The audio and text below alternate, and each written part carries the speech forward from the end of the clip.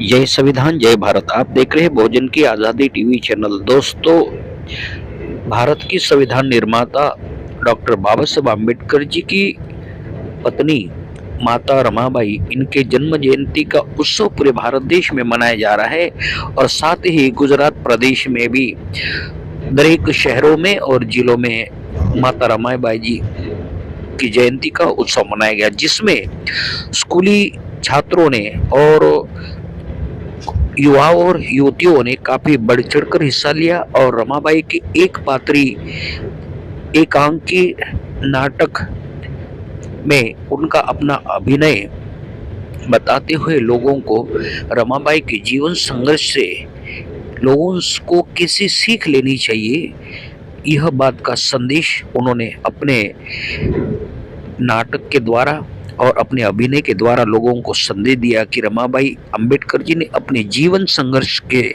दौरान किस तरह से समस्याओं का मुकाबला किया। हर प्रकार की समस्याओं का मुकाबला करते उसको पीछे रखते हुए वो अपने कदम आगे बढ़ाती रही और डॉक्टर बाबा साहब अम्बेडकर के हर क्षेत्र में उन्होंने मदद देने की कोशिश की। अपने पूरे परिवार का स्वयं खर्चे की जवाबदारी लेते हुए उन्होंने डॉक्टर बाबा साहब अम्बेडकर को भी कई बार पैसे की मदद करने की कोशिश की और प्रयत्न किया।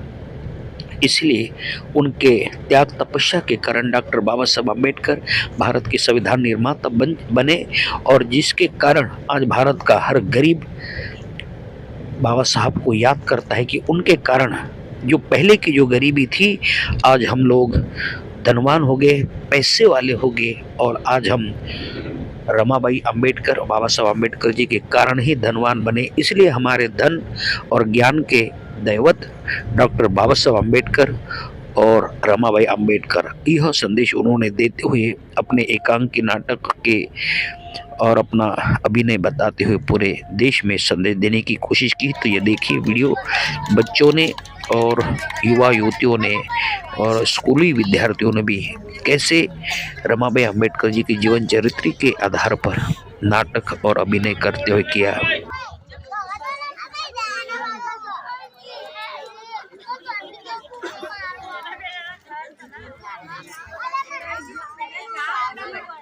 તમામ આમંત્રિત મહેમાનોનું સ્વાગત કરો।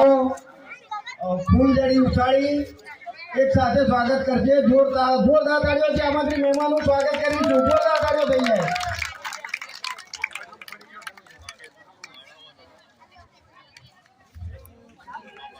નાનું એવું પણ ઘણું મોટું સ્વાગત સ્વીકારશો આપ સૌ આમંત્રિત મહેમાનો। બાળાઓ ફૂલ પાંદડીઓથી વધાવો તમામ મહેમાનોને।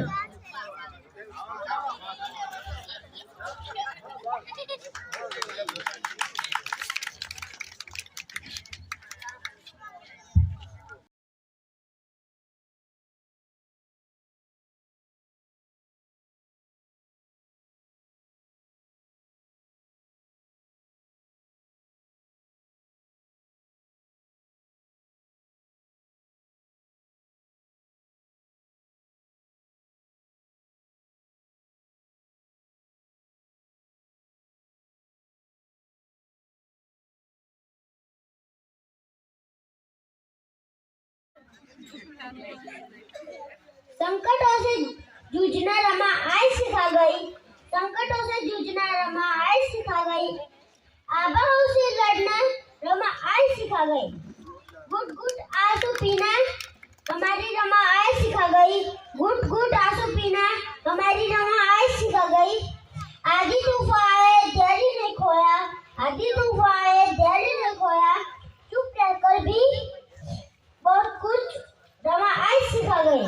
चुप रहकर भी बहुत कुछ हमारी रमा आई सिखा गई।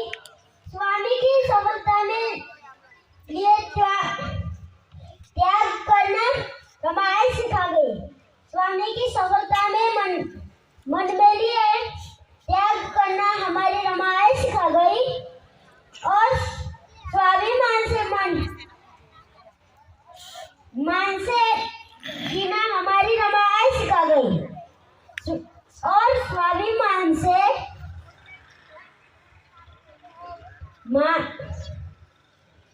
से जीना हमारी रमाई सिखा गई। जय भीम जय Ramayan. Today we like to talk about Ramabai Ambedkar, a pioneer in her own right.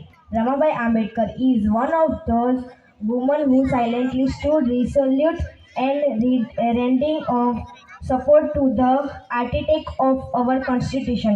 While she was a symbol of humility and compassion, Ramabai Ambedkar was born on 7 February 1898. She came from a humble background and was the second daughter of the Bhikhu Datre Valankar and Rukmani had her father. He said to her, render the livelihood by carrying basket of the fish from the bowl. Haribol on to the market. Ramabai, along with her three siblings, Gorabai, Mirabai, and Shankar, lived in Mahapura locality and Walangar village near the bowl. She lost their mother in childhood, followed by their father Bhikkhu a few years later. Two siblings in her silently brought up their uncles Valankar and Govindpur in Arctic Mumbai. It was her she finally married by Bhimrao Ambedkar on 1906 at simple ceremony held to the Baikul market.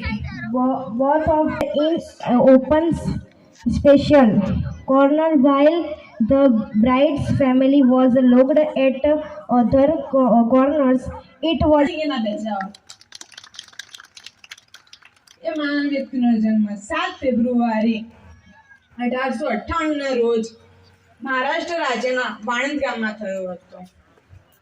તેમની માતાનું નામ રૂકમણી અને પિતાનું નામ ભીખુ દાત્રે હતું. તેમની 2 બહેનો અને 1 ભાઈ હતા. તેમના સંઘર્ષની તો વાત જ શું કરવી. તેમને ત્યાગમૂર્તિ રામુબાઈ તરીકે પણ ઓળખવામાં આવે છે. હું તમને એક તેમના ત્યાગની વાત કરું.